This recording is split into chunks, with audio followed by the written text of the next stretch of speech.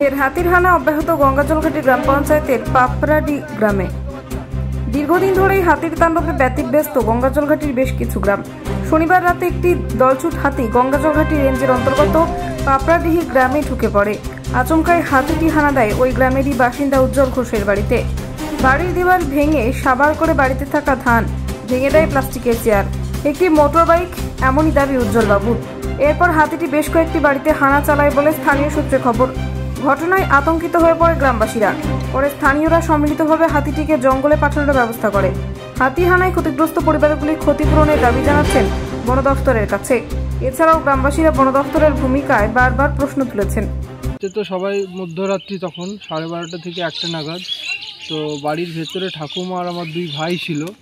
তো ওরা বুঝতে পেরেছিল কিছু একটা আওয়াজ হয়েছে, তো তারা ভেবেছিল হয়তো চোর চুরি করতে এসছে। তো তারা ওই মুমেন্টে ভয় আর বাইরে বের হয়নি। তারপরে সকালবেলা দেখে যে বাড়ির অর্ধেকটা ভেঙে দিয়েছে। ওখানে একটা মোটর বাইক ছিল, সেটাও অর্ধেক ভাঙা গেছে, এবং 4 বস্তা চাল ছিল, কিছু প্লাস্টিক চেয়ার ছিল, সেগুলো সব ক্ষয়ক্ষতি হয়েছে। তারপরে আমাদের বাড়ি থেকে বেরিয়ে অন্য রাস্তা দিয়ে চলে যায়।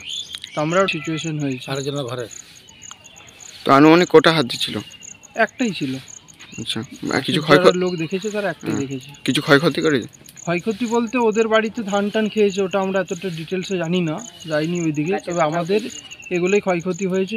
ধান মোটামুটি 4-5 বস্তা ছিল, মোটর বাইকটা গেছে অর্ধেক, তার সাথে কিছু প্লাস্টিক চেয়ার ছিল, আর ওই দেওয়ালের একাংশ এবং বাড়ির অর্ধেকটা প্রায় ভেঙে গেছে। চালটা এখন নেমে গেছে, ওটা যে কোনো টাইমে ওটা ধসে পড়তে পারে।